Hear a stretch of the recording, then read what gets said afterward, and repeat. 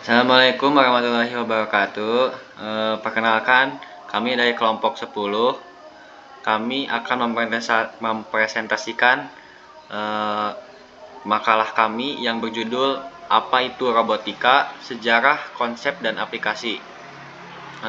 Pertama-tama, perkenalkan saya Muhammad Ranggati Saputra sebagai moderator, dan di sini ada rekan saya Kang Alaudin. Angkat tangan Kang Alaudin. Hadir. Dan Kang Afrizal Nurholik. Angkat tangan Kang Afrizal. Nah, untuk materi pertama akan dibawakan oleh Akang Alaudin. Kepada Akang Alaudin kami persilakan.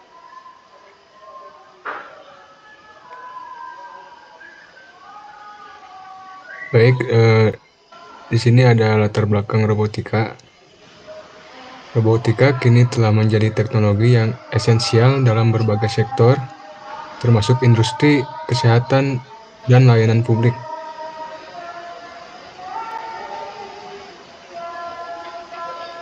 Selanjutnya ada sejarah robotika.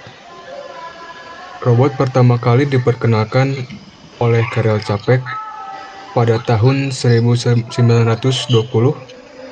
yang memperkenalkan istilah robot sebagai mesin yang dapat menggantikan manusia dalam beberapa pekerjaan. Pada 1960-an, proyek Sakai di Stanford Research Institute menciptakan robot pertama yang dapat berinteraksi dengan lingkungannya. Seiring dengan kemajuan dalam ilmu komputer, pada tahun 1980 sampai 1990-an, robotika mengalami perkembangan pesat. Kini, robot modern dilengkapi dengan AI dan sistem sensor yang canggih untuk pengenalan lingkungan, deteksi bahaya, dan respon adaptif, serta mendukung kolaborasi manusia-robot.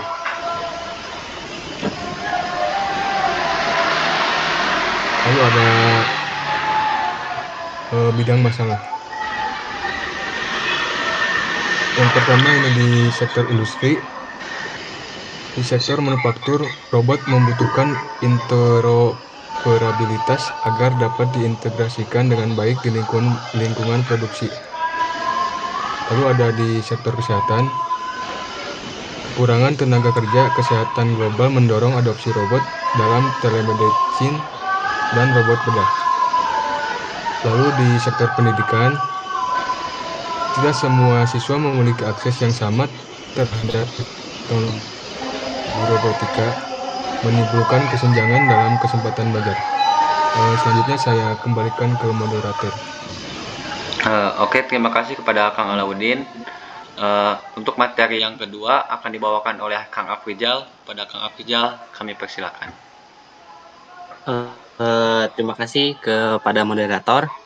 Selanjutnya saya akan melanjutkan materi terkait masalah yang ada dalam bidang robotika,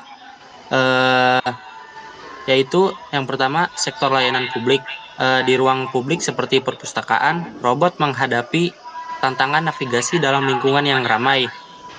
Contohnya tuh kayak di robot yang ada di Bandara Internasional di Korea tuh kan menggunakan robot. Jadi robot tuh kadang kesusahan dalam memberikan navigasi ke calon penumpang, dikarenakan banyaknya calon penumpang. Terus ada dari keterbatasan teknologi, masalah terkait hardware seperti sensor dan aktuator yang tidak cukup canggih untuk aplikasi tertentu. Contohnya kayak di robot medis di rumah sakit, kan itunya mahal ya. Terus kadang tidak dapat beroperasi dengan optimal gara-gara keterbatasan aktuator dan harus presisinya harus tinggi. Terus ada biaya dan aksesibilitas. Pengembangan dan produksi robot canggih seringkali mahal, membuat akses terhadap teknologi robotika terbatas bagi banyak pihak. Contohnya itu kayak dari robotnya tuh mahal. Terus nggak semua orang bisa membelinya gitu deh. Jadi susah buat dikembangin. Terus ada manfaat dari robotika. Yang pertama itu di bidang industri, meningkatkan produktivitas dan keamanan kerja melalui otomatisasi dan pengurangan pekerjaan berulang yang berbahaya. Contohnya di pabrik, seperti di foto di pabrik mobil, eh, pertama mengurangi pegawai, yang kedua menjadikan efisiensinya lebih tinggi gitu. Terus mengurangi kecelakaan dalam pekerjaan. Terus ada di bidang kesehatan, meminimalkan risiko infeksi pada staf medis melalui sistem robot pelayanan medis dan meningkatkan akses layanan kesehatan jarak jauh. Kalau buat ini sih contohnya waktu di tahun kemarin kalau nggak salah,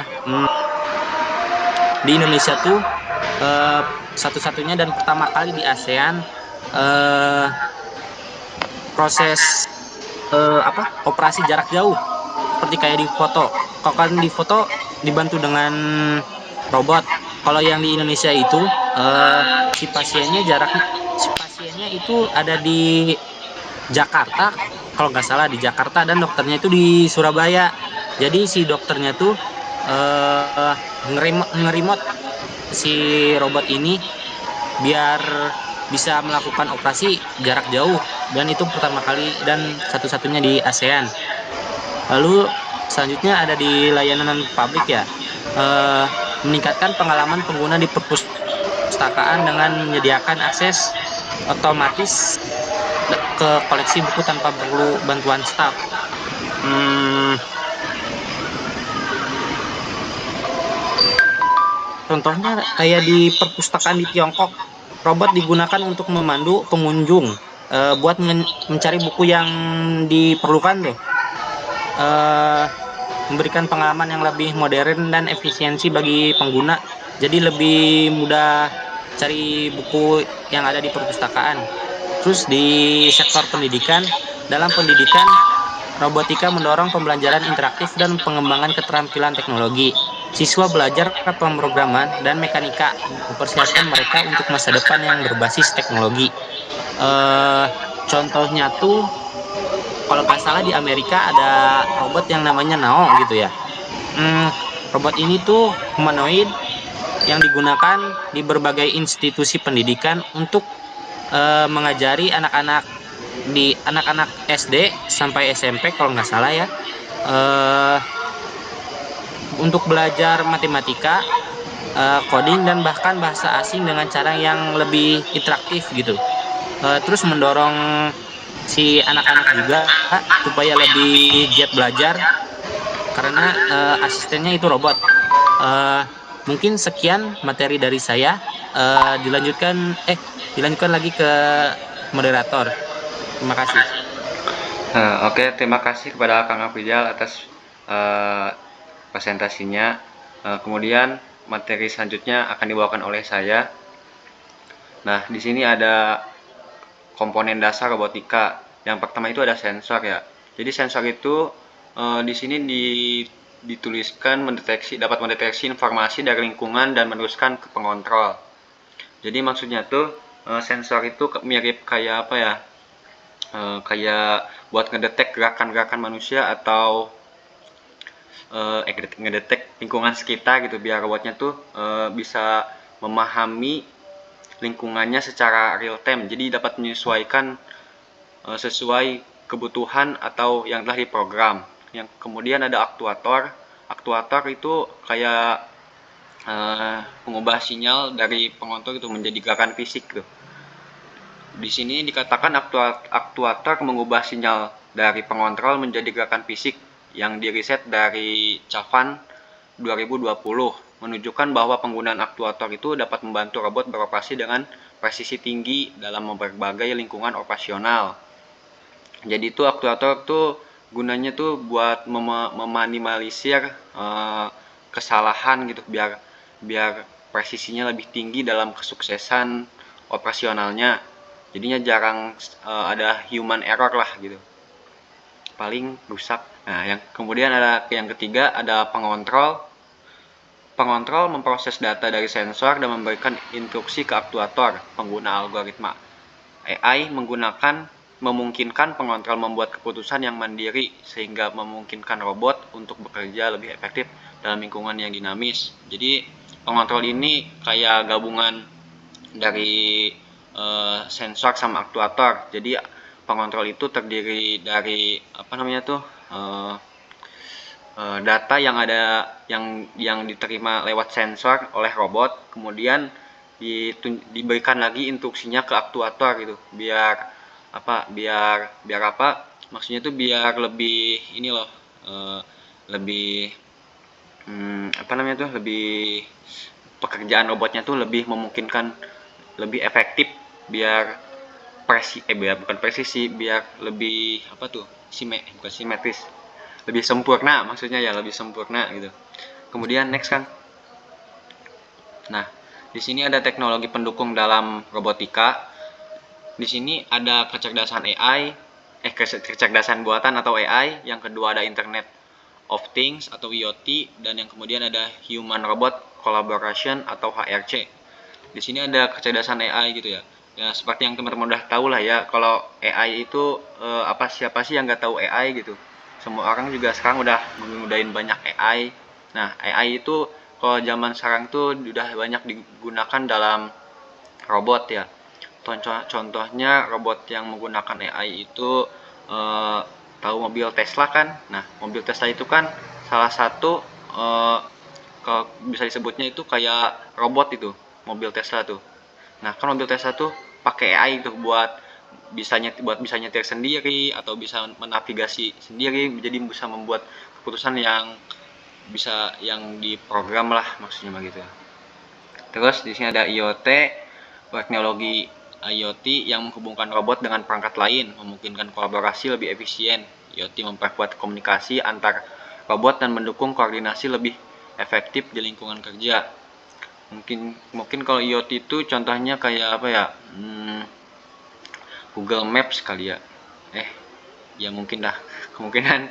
Kemudian ada HRC. HRC memungkinkan kolaborasi aman antara manusia dan robot melalui sensor keselamatan dan algoritma pemrosesan visual. Kalau human robot collaboration ini udah banyak digunakan biasanya di industri-industri ya. Contohnya tuh kayak misalnya tuh kayak yang tadi sebutin nama Kang Afrizal tuh.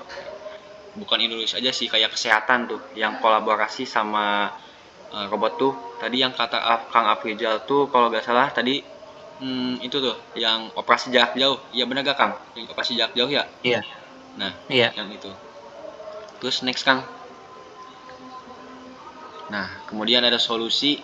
Ini yang kami buat solusi dari semua riset yang telah kami lakukan. Yang pertama ada pengembangan HRC, Human Robot Collaboration. HRC memastikan bahwa robot dapat bekerja berdampingan dengan manusia secara aman dan efisien, dengan antarmuka, intuitif, serta standar keselamatan yang tinggi.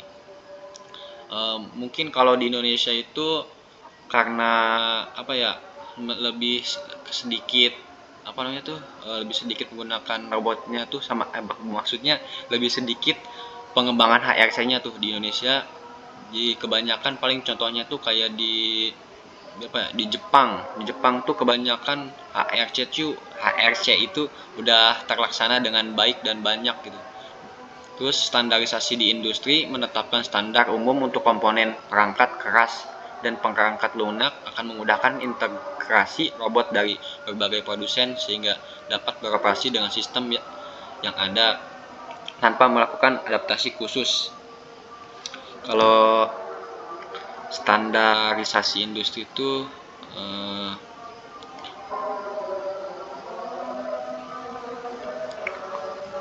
penerapan standar umum dan komponen keras perangkat lunak memudahkan dari operasi dengan sistem tanpa melakukan adaptasi khusus. Jadi standarisasi industri itu kayak perangkat lunak kayak robotnya tuh udah di sistem dari awal tuh biar dapat terus berkembang dan mengikuti standarisasi zaman. Biasanya tuh kebanyakan menggunakan teknologi AI juga sih, soalnya AI itu gampang belajar dan adaptasinya tanpa memerlukan khusus campur tangan manusia secara secara garis besar lah maksudnya. Terus yang ketiga itu ada peningkatan interaksi dan kepercayaan pengguna. Kalau di sini sih tertulis dalam layanan publik, tepatnya di perpustakaan ya, AI itu kayak ngedukung robot tuh dalam mencari buku dan navigasi area perpustakaan, karena kan dari pas awal di programnya tuh sama manusianya ya, di program terus dimasuk di program dan dikelola gitu, udah di foldering sama humannya, terus dimasukin ke AI. Abis itu teh dijadiin sebuah data yang nantinya tuh AI itu bisa ngasih datanya ke robot, lalu nanti robotnya yang mengeksekusinya gitu. Nanti tinggal dicari sama robotnya, terus misalnya di rak berapa, bagian mananya. Nah biasanya tuh kayak gitu. Terus yang keempat ada akses ke teknologi, penyediaan perangkat robotika dan infrastruktur yang memadai di sekolah-sekolah, serta program subsidi atau beasiswa siswa yang kurang mampu. Nah kalau yang keempat ini karena emang ya robotika itu masih sedikit gitu diminatinya di Indonesia. Nah kebanyakan tuh mungkin masih dalam proses adaptasi juga ya, karena semakin sini juga pengembangan robotika tuh udah mulai merata ke seluruh dunia gitu. Karena kalau yang saya tahu itu, kalau kebanyakan yang menggunakan teknik robotika itu yang pertama ada di Cina sama Jepang dan Korea Selatan sih. Sama kalau Amerika tuh mungkin nggak terlalu banyak banget, tapi hampir sama lah kayak Cina. Cuman yang saya tahu itu Jepang tuh yang paling maju sih dalam sektor robotika tuh, karena mereka tuh punya sampai yang ngebajak sawah aja tuh pakai robot gitu. Nah kemudian next Kang. Nah langsung aja ke kesimpulannya ya, robotika adalah bidang teknologi yang terus berkembang dan membawa banyak manfaat dalam berbagai sektor. Dengan menggabungkan kecerdasan buatan, robot tidak hanya membantu meningkatkan efisiensi dan keamanan, tapi juga memperluas peran robot dalam tugas-tugas yang menantang, sementara tantangan utama tetap dapat integrasi sosial dan teknologi yang memungkinkan kolaborasi efektif antara manusia dan robot. Dengan solusi yang tepat, robotika dapat memberikan nilai tambah yang besar dalam meningkatkan efisiensi, keselamatan, dan pengalaman pengguna di masa depan. Nah, kalau ini kan kesimpulan yang secara garis besar lah. Kalau menurut saya itu kesimpulan dari makalah dari presentasi yang kami lakukan itu, di sini kami itu kayak mengenalkan konsep-konsep dasar sama beberapa pengertian atau pemahaman tentang robotika lah yang telah kami riset dan kami cari. Kemudian kami bagikan di sini agar kalian bisa tahu aja ada yang berminat gitu ke robotika buat mengembangkan robotika yang ada di Indonesia, karena itu banyak banget begitu manfaat di berbagai sektornya, bisa terutama dalam memudahkan pekerjaan manusia ya. Banyak juga yang bilang katanya sekarang udah zaman AI atau robot takutnya menggantikan peran manusia dalam bekerja gitu. Padahal itu cuman cuman kemakan hoax gitu. Gak mungkin robot atau AI bisa menggantikan manusia, karena manusia itu kan nggak bisa ditebak gitu loh. Itu kan nggak bisa ditebak, itu kayak gimana ya, kayak rencananya tuh bakal terus ada gitu, idenya tuh gak habis-habis. Kalau AI atau robotika kan perlu data atau sebuah inputan atau istilahnya big data dari manusia juga tuh. Soalnya kalau gak ada data, AI atau robotika gimana mau berkembangnya gitu. Mungkin segitu aja sih presentasi dari kelompok kami. Semoga presentasi ini dapat membantu kalian dalam memahami tentang apa itu robotika yang saat ini sedang berkembang pesat. Mungkin sekian presentasi dari kelompok kami, kurang lebihnya mohon maaf. Wassalamualaikum warahmatullahi wabarakatuh.